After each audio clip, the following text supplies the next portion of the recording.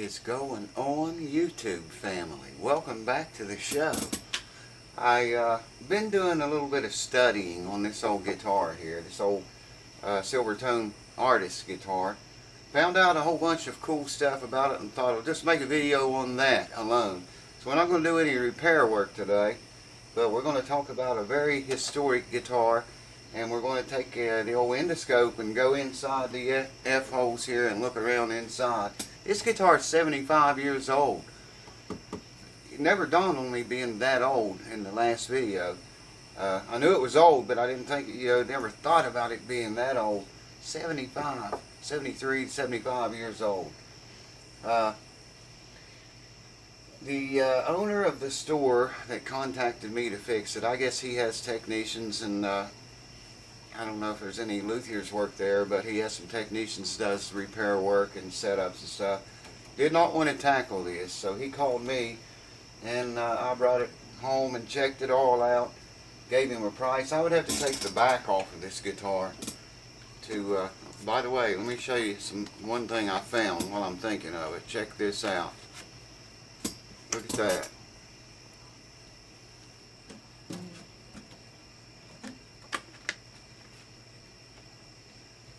That's as far as it goes, and it's as far as I can see light in there. If I hold that up to the light and look through it, I can see light all the way through that crack. Right up that deep, and then it's solid. No more light after that. But, that needs to be fixed, man. Anyways, told the owner, I said, I got to take the back off of it. Take the binding off, take the back off, to be able to get inside there and fix these braces. Hear that?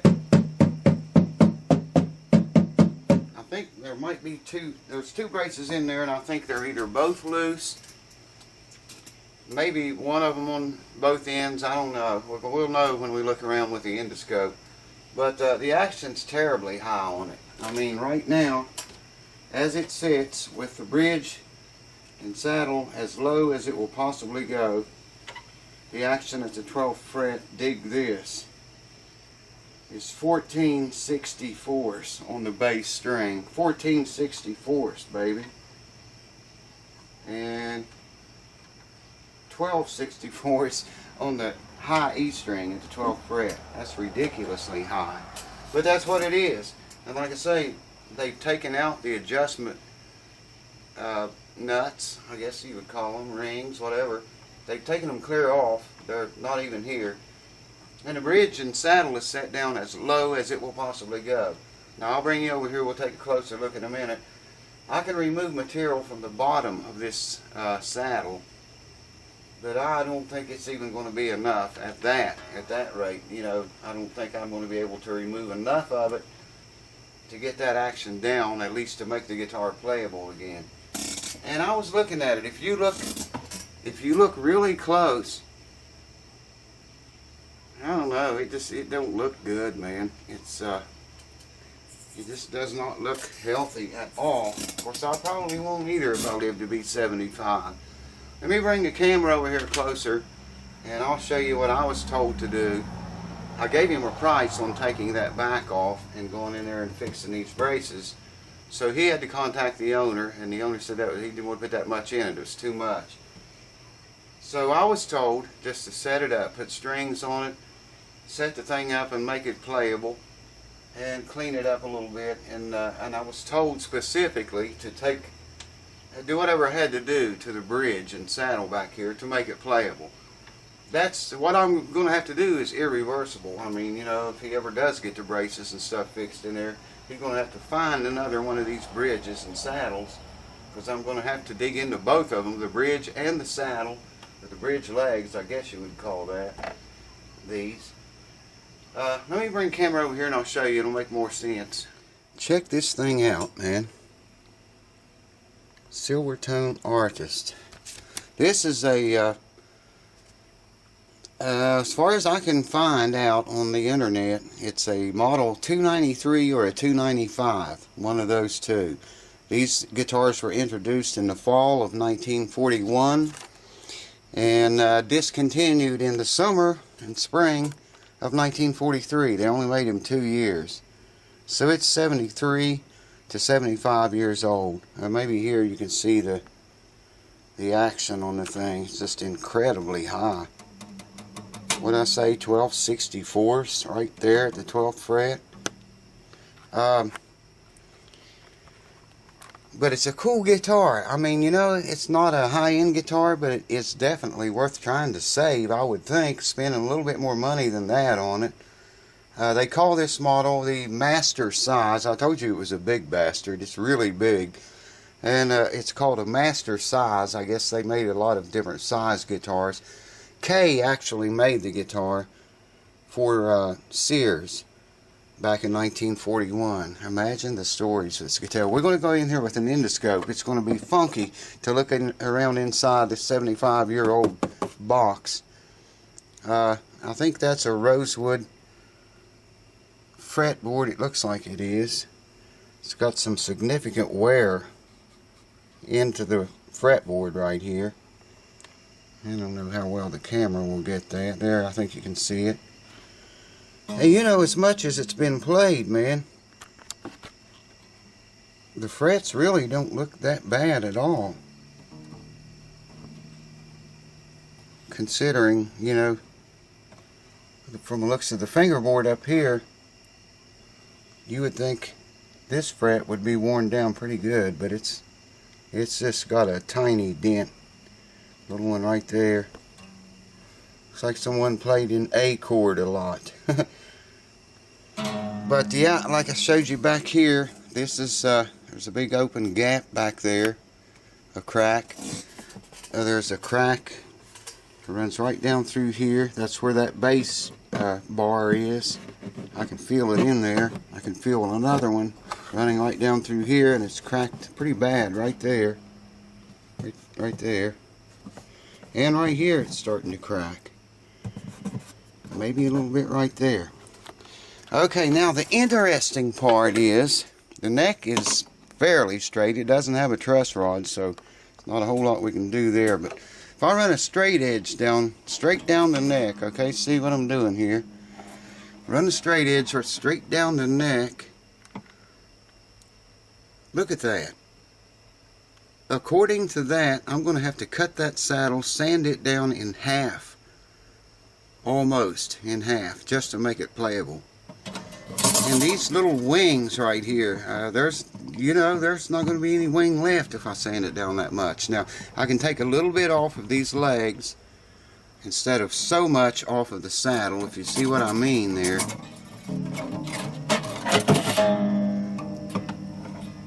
But that's an incredible amount. Normally, whatever you need to, say if you need to lower your action at the 12th fret, let's say you want to drop the strings 20 thousandths, okay? You need to take twice that, 40 thousandths off of the saddle. Now in this case, it's setting at 12/64. We like to get that down to at least 6/64 or 5/64. So you can do the math, and you can see, I don't even know if there's enough room there to take it down that far or not. That straight edge should slide right over the bridge like that without having to lift it up. Shouldn't have to lift it up any whatsoever. Look how far it drops. Wow. There's not going to be any saddle or bridge left. But that's what I'm told to do to it, man. That was specifically what I was told to do to this guitar. And it's irreversible. I don't know if he'll ever be able to find one of these. If he ever does want to fix it up right. You know, I might contact the owner of the store, tell him to contact the owner of the guitar, and tell him, you know, think about this, man, because it may not be reversible. Once I cut all this saddle and bridge down like that, you know, an old guitar like this, this guitar is worthy of spending $400 or $500 on it. And by the way, the price I gave him was way less than half of that. It's well worthy of spending $500 on it to restore it structurally, at least until, you know, it'll hold together and it's playable, and fix it right. Not do something like he's telling me to do here. I mean, I'll do whatever the man says to do, of course, but I just hate to screw up an old guitar like that. And this is really a very old one. Hold on, let's go inside. I'm going in. This is the device we're going inside that guitar with. It's a tiny little endoscope camera. I showed you guys this before. The newer subscribers may not have been around then or saw it. But all I'm going to do is just stick this down in the hole, record it on my phone, and then transfer it from the phone to this video for your viewing pleasure. Hold on. That's the, right there, what you just saw was the neck block. Part of the neck block right there. The braces, if I can get on them, I don't know how well we're going to be able to see them because they're on the top. There is one of the loose braces. Hope you saw it because it's gone now. There you go. You can see that brace is pulled loose. Check that one out. It's loose too. That's the one on the upper half, closer to the low E string. Damn, this is tough. Okay, you're looking back at the lower bout of the guitar, the bottom side of it. That's where the strap button would go. In the very bottom, there's the lower bout block. Well, that was it. It's gone now. You can see it coming into the picture there. I thought it looks like a mushroom growing on the side of it. That brace doesn't appear to be loose, but when I tap on it, I'll know it is loose because it's the one of the ones that rattles the most. Now here you can see that brace definitely is loose. And that's where one of the cracks is in the top of the guitar. Runs right along this brace right here. You can see the glue on that brace. But you can see there where it's definitely warped and pulled loose from the top of the guitar. Here's the other end of that same brace. And you can see it's pulled loose there too. This is in the lower bout, back in the biggest part of the guitar body. And that brace is definitely loose. It's not broken though, so that's good.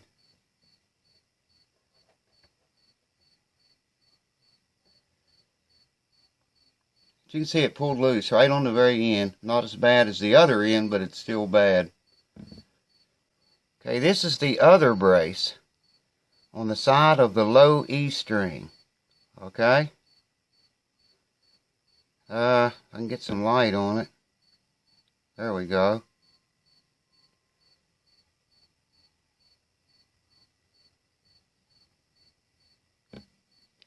It looks like it may be loose too. I see some squeeze out there on it. That was done 75 years ago. But hey, the brace is not broken. Now you can definitely see that brace is loose. That's the one on the high E string side. There's the neck block. That's the neck block right there. And there's the brace. There's the brace on the high E string side. That's where the biggest crack is. The worst looking one. Hold on, let's look at the other one. There you can definitely see that brace is loose. That's still the one on the high E side. If I can get on the other one over there. Okay, that's the brace on the low E side, where there's a crack all the way down the front of the guitar where that brace is. You can see it pulled loose right there. Hold on. That's the tail block on the very lower bout of the guitar. Looks like something may be living right there. But there's the tail block. I haven't seen any writing or any numbers or anything like that whatsoever inside of here. 75-year-old guitar, folks. We're looking at dust. That's probably older than all of us. Okay, this is looking up from the high E side, looking from the lower bout up to the upper bout. There's the neck block. Let me get some more light here. That's about the limit of it right there. But yes, sir, definitely see those loose braces. Right there's one. The other one is just on the other side over there. I doubt you can maybe see a little bit of it on the left hand side there. That's probably someone's grandfather's whisker.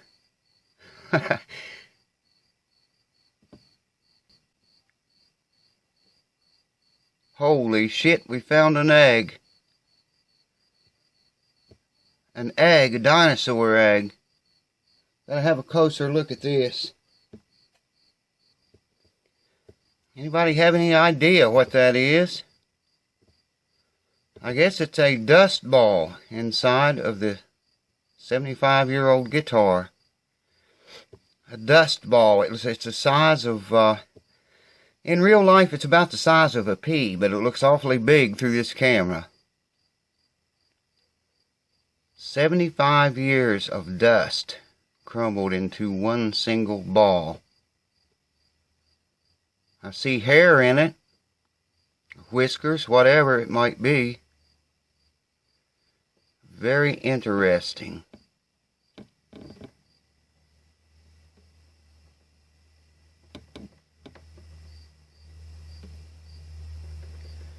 Very interesting indeed.